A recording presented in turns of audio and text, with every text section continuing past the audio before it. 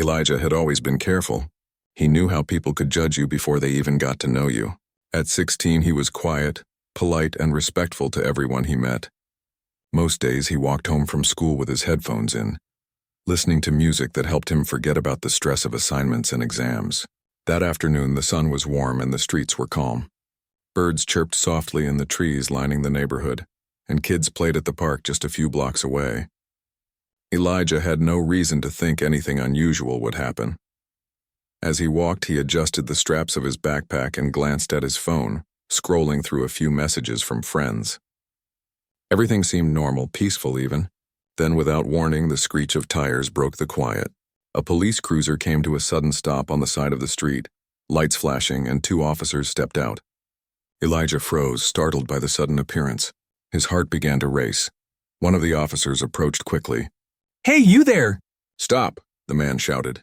Elijah paused and raised his hand slightly. I'm just walking home," he said calmly, hoping his voice would show he meant no harm.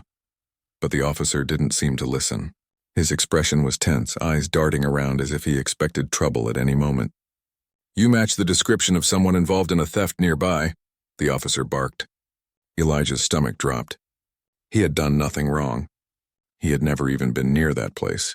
"I swear I haven't done anything," he said, trying to keep his voice steady. The officer waved his partner over. "Get him!" he commanded. Before Elijah could react, the other officer grabbed his arm. Panic surged through him. "Please, I'm not the person you're looking for," he protested, struggling gently to pull free. But the officers were firm, their grip tight. They didn't seem to hear his words. Neighbors started peeking through their windows and stepping out of their doors. A few stopped on the sidewalk to watch, their curiosity mixed with worry. Some whispered to each other, exchanging uneasy glances. Elijah's mother, who had been inside preparing dinner, heard the commotion and rushed outside, her heart pounding in her chest. "Elijah, what's going on?" she cried, her voice breaking with fear. "Mom, I didn't do anything. Please," Elijah shouted, his voice shaking. He tried to explain, pointing toward the backpack and showing his empty hands. He wanted them to see he wasn't hiding anything. He wanted them to understand that he was just a kid, a normal teenager walking home. But the officers didn't listen. They were already pulling him toward the cruiser. The crowd of neighbors grew larger now, murmuring in disapproval. "Hey, what's happening?" one man asked, stepping closer. "That boy hasn't done anything." Another neighbor raised a phone, filming the incident. "We need proof of what's happening," she said under her breath, her hands trembling. Elijah's mother reached the front of the group, her eyes wide with panic. "Stop, please stop," she shouted, standing between her son and the officers. "He's just a boy. He hasn't done anything wrong." Her voice cracked, but it carried the weight of a mother's desperation. The officers hesitated for a moment, glancing at the growing crowd. Some of the neighbors shouted, urging them to calm down and think carefully. But the tension was too high, and the officer's judgment was clouded by a mix of stress and assumptions. One of them yelled, "Move back! We're doing our job." Elijah's knees shook and his hands were starting to sweat. He felt trapped, as if the street itself had turned against him. He tried to speak again, but his words seemed to vanish into the air. "Please, I'm telling the truth. I haven't done anything." His voice was desperate, but it fell on ears unwilling to listen. From across the street, a neighbor muttered under her breath, shaking her head. "This is not right. He's just a kid. They can't do this." Others nodded, some stepping closer, trying to make their presence known without getting in the officer's way. The tension was thick, like a storm waiting to break. Elijah's mother reached out, trying to touch her son's shoulder to calm him, to reassure him that he was not alone. "Elijah, stay calm. Just breathe," she whispered. But even as she spoke, she felt helpless. She had always taught him to respect authority, to stay calm in difficult situations. But she could see now that sometimes respect alone wasn't enough. The officer's hands were firm on Elijah's arms, pulling him closer to the cruiser. He winced as the metal of the cuffs pressed against his wrists. "Stop, you can't do this," he shouted, his voice cracking with fear. His eyes scanned the crowd, looking for any sign of support, anyone who could help him. Neighbors shouted encouragement, telling the officers to release him, but the commands were met with resistance. A few teenagers in the crowd, friends of Elijah from school, began recording on their phones. "We have to show everyone what's happening," one of them said. Their voices were filled with urgency. They knew that if this moment was captured, it could make a difference, could show the truth to people who weren't there. Elijah's mind raced. He thought of all the warnings his parents had given him, all the conversations about being careful and cautious. Yet here he was, following all the rules and still trapped in a situation that felt unfair, dangerous and frightening. His chest felt tight and every instinct told him to run, but he knew that resisting too strongly could make things worse.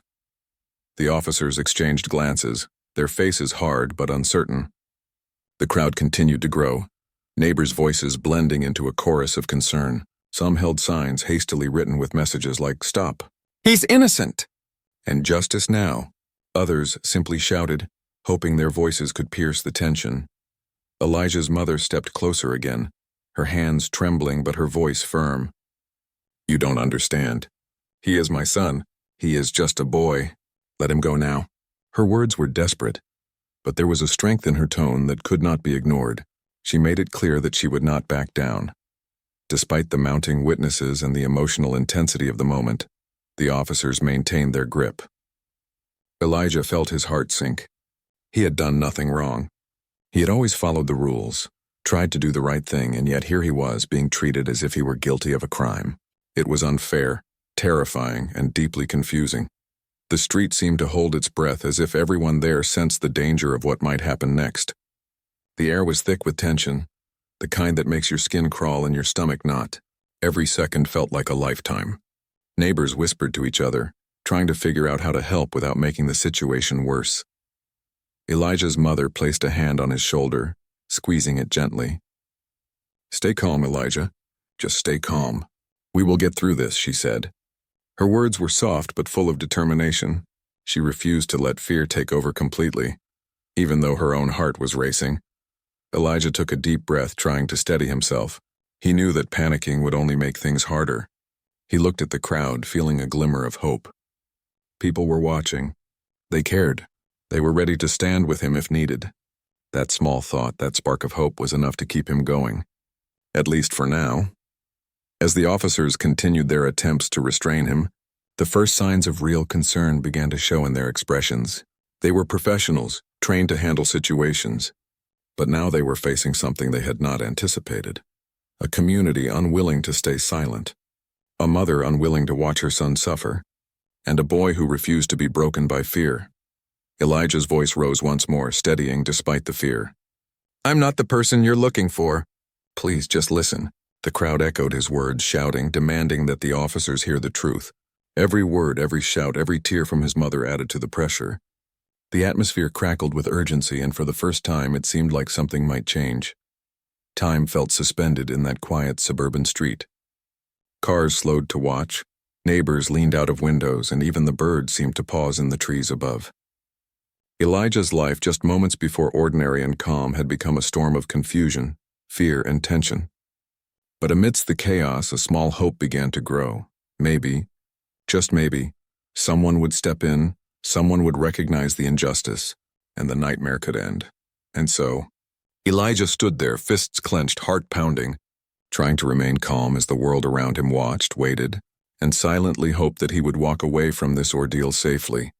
The crowd had grown larger now, filling the quiet street with murmurs of concern and disbelief. Some neighbors stepped closer, trying to see what was happening, while others stayed back, unsure if they should intervene. Phones were raised, recording every moment, capturing what was unfolding so that there would be proof later if needed. The energy of the street had shifted from casual curiosity to something tense, heavy, like a storm about to break. Elijah's mother refused to step back. She planted herself firmly in front of her son, hands on her hips, eyes wide but determined. "He hasn't done anything. You need to let him go," she shouted, her voice echoing down the street. Her words were urgent, filled with fear and anger. She knew her son was just a boy, and she could not believe the officers were treating him this way. Elijah's heart pounded in his chest. He tried to stay calm, taking deep breaths, but it was almost impossible. Every time he looked at the officers, he felt a mix of fear and frustration. How could they not see that he was innocent? He raised his hands again, showing that he meant no harm, hoping that their training and sense of fairness would kick in. "I'm telling you the truth. I haven't done anything," he shouted.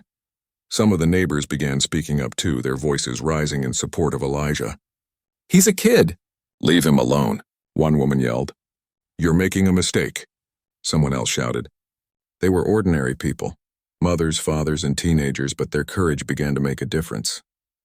They weren't afraid to speak out, even if it meant angering the officers. A young man from down the street stepped forward, holding his phone up high to record. "We're making sure the world sees what's happening here," he said.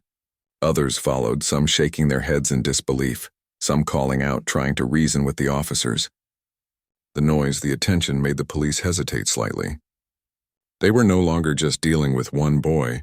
Now they faced the eyes of an entire neighborhood, watching every action, waiting to see if justice would be done. Elijah's mother pressed closer to him, wrapping a protective arm around his shoulder. Her hands were shaking, but she kept her tone steady. "Stay calm, Elijah. You are not alone. We will get through this together," she whispered.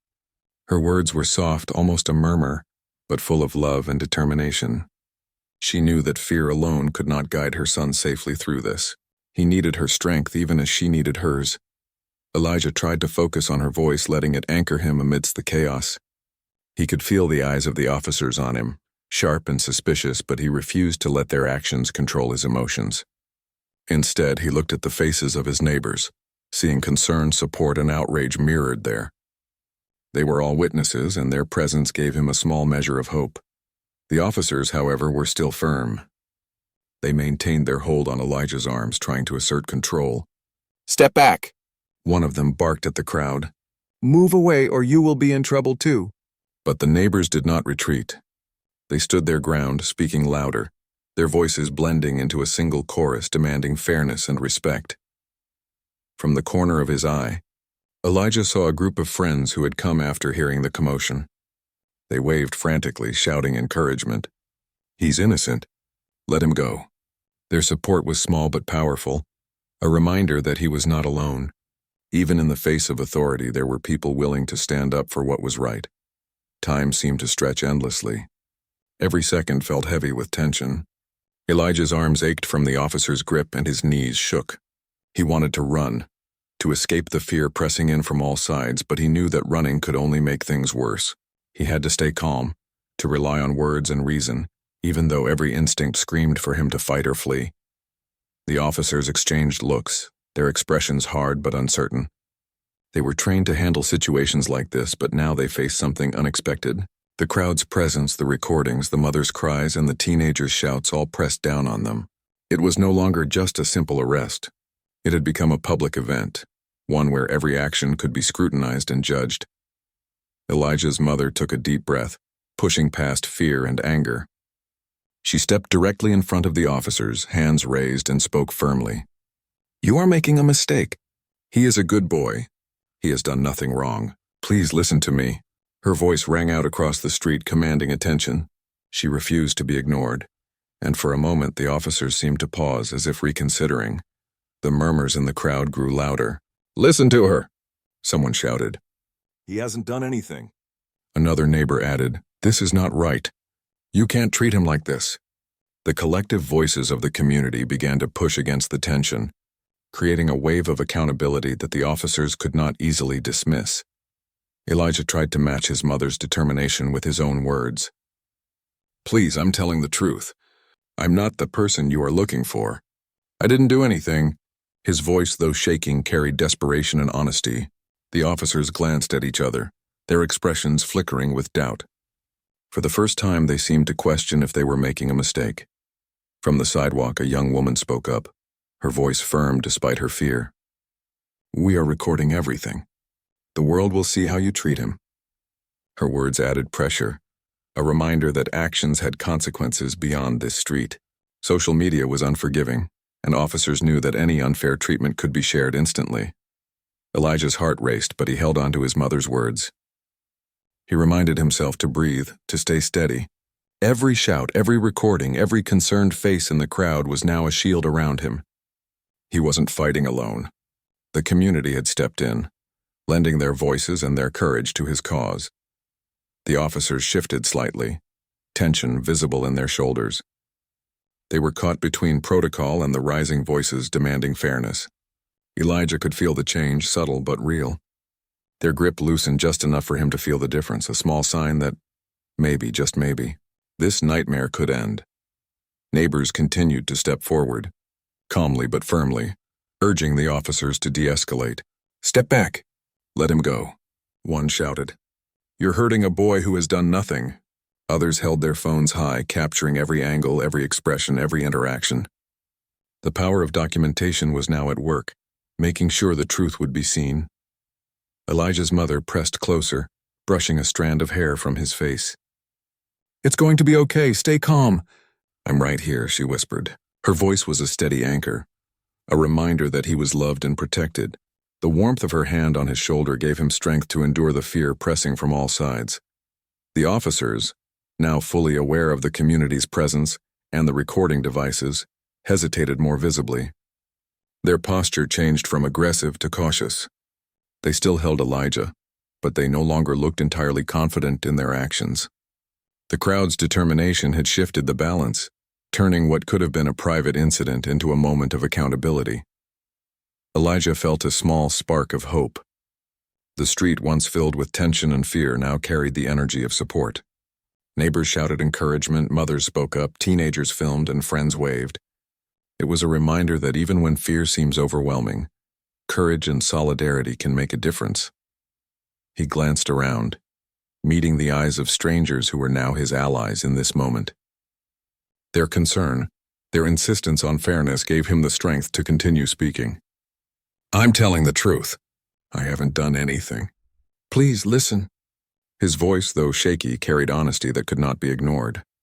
Time seemed to move slowly as the standoff continued. The air was heavy with anticipation, each second feeling like a lifetime. Elijah's mother held him close, whispering words of comfort. You are safe. We will get through this together, she repeated. Her voice, calm and steady, became a lifeline in the chaos surrounding them. The officers finally seemed to realize the weight of the situation. The crowd's insistence, the recordings, and the moral pressure of watching neighbors all converged to make them pause. They began to ease their grip slightly, signaling the first cracks in their resolve. Elijah noticed, feeling a glimmer of relief. It was a sign that the community's collective effort was starting to have an effect. Elijah stood tall as much as he could, drawing courage from his mother, his friends, and the neighbors who had come together. Each shout, each recorded frame, each concerned voice became a shield around him. The lesson was clear. Even in fear, support and unity could push back against injustice, creating space for truth and fairness to prevail. Though the tension was far from over, Elijah felt the first spark of hope. The officer's posture had shifted. The crowd remained steadfast, and the street, once quiet and calm, was now alive with determination. Elijah's voice, along with the voices of those who stood with him, had begun to make a difference, proving that even in the face of fear, courage, honesty, and community support could never be ignored. The street had become a scene of tension that felt almost unbearable. Elijah stood frozen, still in the grip of the officers, while the crowd surrounding him grew more determined. Voices were shouting, phones were recording, and neighbors' faces were full of concern and anger. Elijah's mother continued to plead, her hands stretched toward the officers, trying to make them see reason. Just when it seemed that the situation might spiral further, a low rumble in the distance caught everyone's attention. Heads turned as a convoy of black SUVs slowly approached, moving carefully but purposefully down the street. The crowd murmured in surprise, unsure of what was happening. A few teenagers whispered to each other. Who could that be? The cars pulled up with precision, blocking part of the street, and uniformed men stepped out. Their posture was alert, serious, and professional, immediately drawing the attention of everyone nearby. From one of the SUVs, a man stepped out, tall, confident, and commanding. It was Donald Trump. He had been in town earlier for an event, but when he heard about the commotion and saw video clips circulating online, he decided to see it for himself. His presence sent an immediate ripple through the crowd. People gasped, whispered, and pointed. The ordinary street, once quiet and familiar, now held the tension of a highly unusual and important moment. Trump walked with purpose, flanked by security officers who spread out to form a protective perimeter. Their eyes scanned the scene, taking in every detail. The officers holding Elijah froze slightly, unsure of how to proceed. Their authority suddenly felt smaller in the shadow of a high-profile figure arriving in person. Surrounded by a professional security team, Elijah's mother's jaw dropped, and she instinctively pulled her son closer. Elijah, "Look," she whispered, pointing toward the approaching figure. Elijah blinked, trying to process what he was seeing. He had not expected anyone of this stature to intervene, and certainly not here in his quiet neighborhood. His heart pounded with a mixture of awe and relief. Trump's voice rang out, firm but controlled. "Step back. Let the boy go," he said, his tone leaving no room for argument. The officers holding Elijah glanced at each other, tension and uncertainty evident in their expressions. They had been following protocol, or at least what they thought was protocol. But now they were confronted by someone whose presence carried immense weight and scrutiny. The crowd held its breath. Neighbors leaned forward, phones held high, recording every movement and word.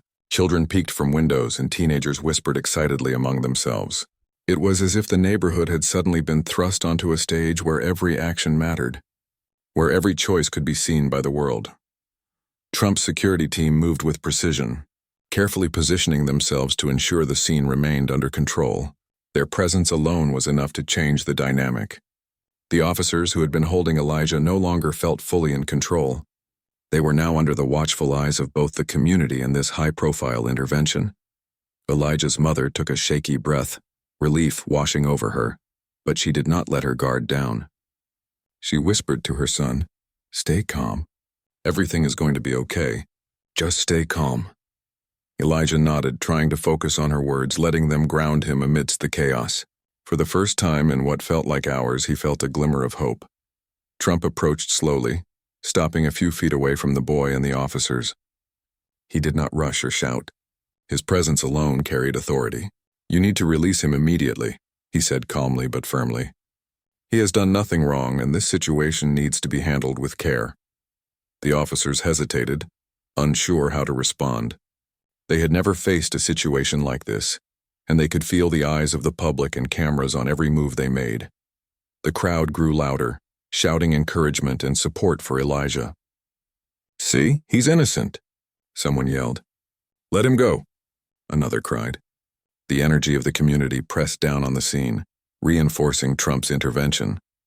What had started as a tense confrontation was now becoming a moment of accountability, as every individual present felt the weight of fairness and justice. Elijah could hardly believe what was happening. Just moments ago, he had been terrified, trapped and unsure if he would be treated fairly. Now, with Trump standing there and the security team surrounding them, he felt the tension shift. The officer's grip on him loosened slightly, signaling the first real sign that the situation might be resolved. Trump's eyes swept over the scene, taking in the boy, the mother, the crowd, and the officers. He addressed them directly, his tone firm and authoritative. "This is not how we handle situations like this. Let him go and ensure that he is treated fairly. The community is watching, and so is the world." His words carried weight, demanding attention and respect. The officers finally complied, uncuffing Elijah and stepping back. His knees wobbled as he took a deep breath, the sudden relief washing over him. He could feel the tension in his body begin to ease, though he remained cautious, still wary of what could happen next. His mother wrapped her arms around him, holding him close as tears streamed down her face. "It's okay, baby. It's over. You're safe now," she whispered. The crowd erupted in applause and cheers, their voices a mixture of relief and celebration. Neighbors who had been silent watched now with wide eyes, some raising their phones to capture the moment. Others simply clapped and shouted, grateful that the boy was safe and that fairness had prevailed. Trump turned to Elijah, kneeling slightly to speak to him at eye level. "You did nothing wrong. Stay strong and stay honest," he said gently. Elijah could hardly speak, his throat tight with emotion, but he managed a quiet, "Thank you." The words felt small compared to the enormity of the moment, but they carried the sincerity of a boy who had faced fear and survived. The officers, now fully aware of the scrutiny, looked uneasy. They had overreacted, and the presence of Trump in the community had made it clear. They nodded briefly, their faces flushed with embarrassment, acknowledging that they had made a mistake. The crowd's reaction ensured that their actions would not go unnoticed. Neighbors whispered to each other, discussing what had happened and how quickly things had turned around. "I can't believe he actually came," one woman said, still shaking her head. "And just in time." "Can you imagine if he hadn't?" Another man added, "It's incredible. The boy could have been hurt, but now he's safe." Elijah's friends, who had been recording, shared excited and relieved glances. They had witnessed something extraordinary, something they would never forget. The ordinary street had become the stage for an extraordinary moment of intervention and accountability. They knew that the videos they had captured would spread, showing the world how courage, honesty, and community support could make a real difference. As the crowd slowly began to disperse, conversations buzzed with energy. People spoke about what had happened, the bravery of the boy and his mother, and the unexpected intervention that had changed everything. The street, once filled with fear and tension, now carried a quiet sense of relief and awe.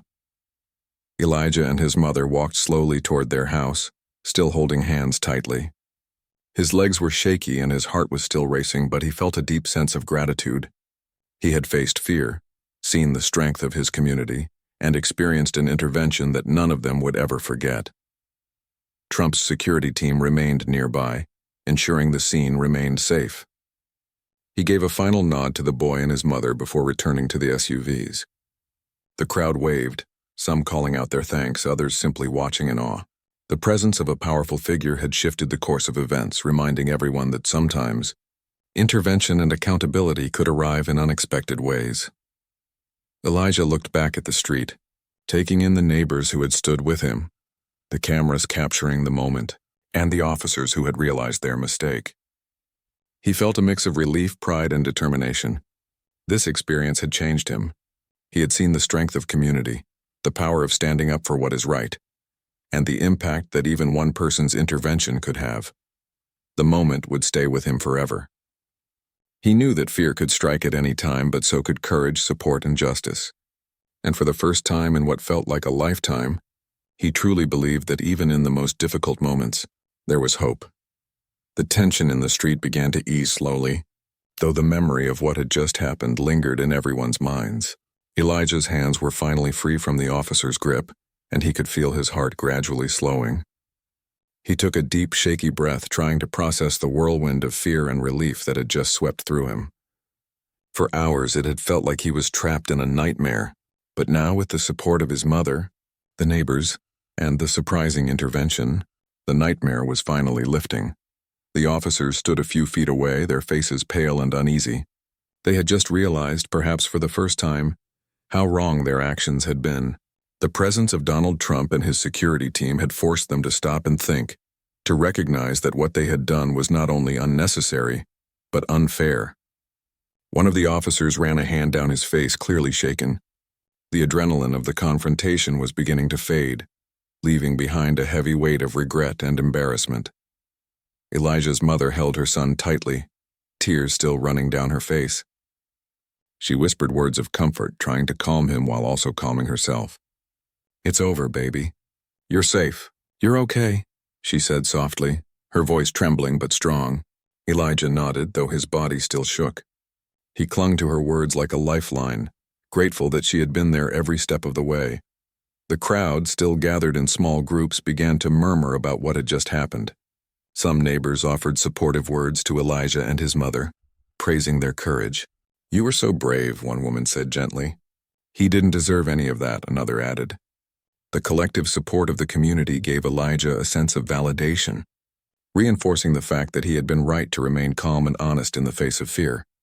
The officers, now fully aware of the scrutiny from both the crowd and the media, exchanged awkward glances. One of them finally stepped forward, clearing his throat. We apologize," he said hesitantly.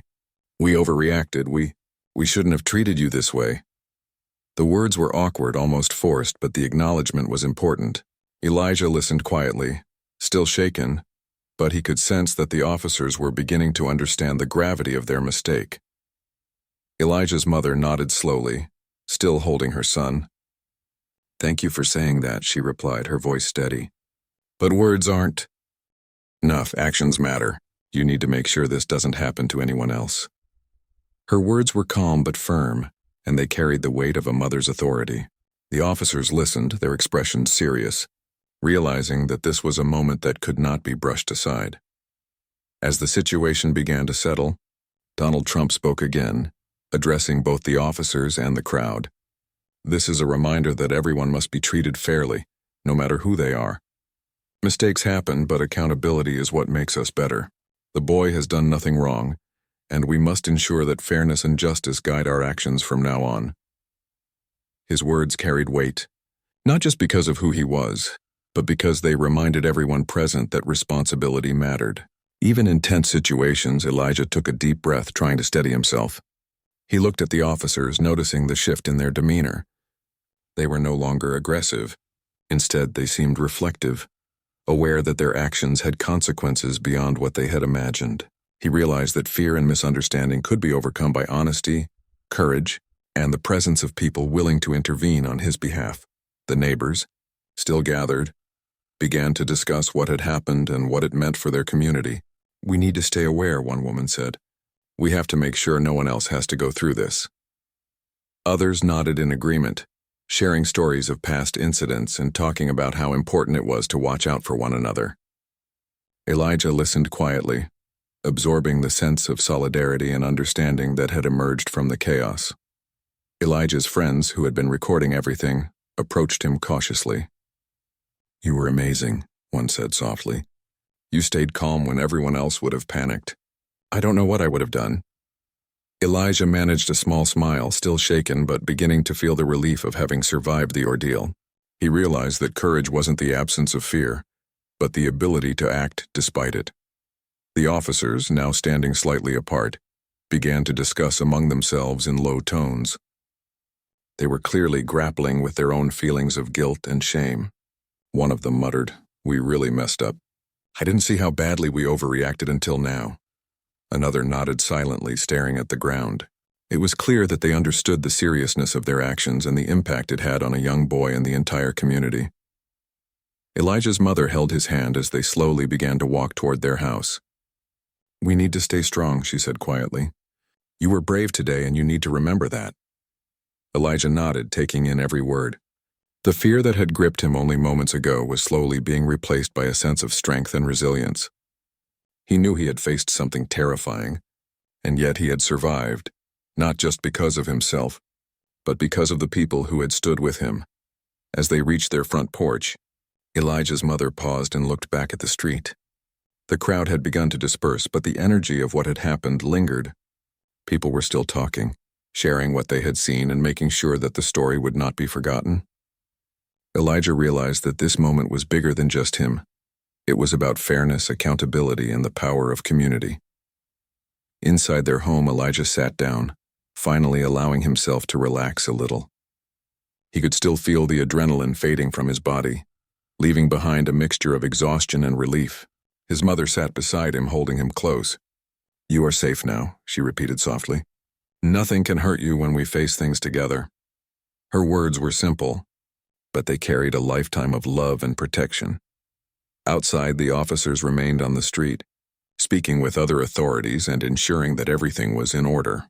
They had been reminded in the clearest possible way that mistakes carried consequences. Their overreaction had been witnessed by neighbors, recorded on phones, and amplified by the unexpected arrival of a high-profile figure. The lesson was unmistakable. Accountability matters, and fairness cannot be ignored. Elijah's mind slowly began to settle. He thought about the fear he had felt, the uncertainty and the overwhelming tension, but he also thought about the courage of his mother, the support of his neighbors, and the unexpected intervention that had changed everything. It was a moment he would never forget, a moment that taught him the importance of honesty, resilience, and standing together in the face of injustice. Later that evening, as Elijah and his mother sat quietly, reflecting on what had happened, he realized that life had changed in some small but important ways.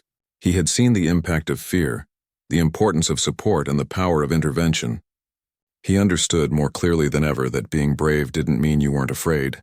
It meant you faced your fear with courage and integrity. The officers, now in their vehicles and heading back to the station, carried a lesson they would not forget. Their overreaction had caused harm, fear, and confusion, but the intervention had forced them to confront their mistake. They had seen the power of community, the courage of a young boy and his mother, and the importance of accountability. It was a moment of reflection that would likely stay with them for a long time. Elijah's mother tucked him into bed that night, holding him close. "You were so brave today," she said softly. "Never forget that. Even when things feel scary or unfair, you have the strength to get through it." Elijah nodded, feeling the weight of her words sink in. He closed his eyes, finally allowing himself to rest, comforted by the knowledge that he was safe, loved, and supported. The street outside remained quiet once more, but the memory of the day lingered in every corner. Neighbors would remember it, talk about it, and share it with others. The story of a young boy, a courageous mother, a supportive community, and an unexpected intervention would become a reminder that even in moments of fear and injustice, hope, accountability, and courage could prevail. And so, as the night grew deeper, Elijah slept with a sense of relief and newfound strength. He had faced fear, survived, and learned lessons that would stay with him forever. His mother watched him, feeling proud, protective, and grateful that the day had ended safely. They had survived the storm, and the experience had left them stronger, more aware, and more connected to the world around them. The lessons of accountability, courage, and community had been made clear to everyone involved: the officers, the neighbors, and Elijah himself.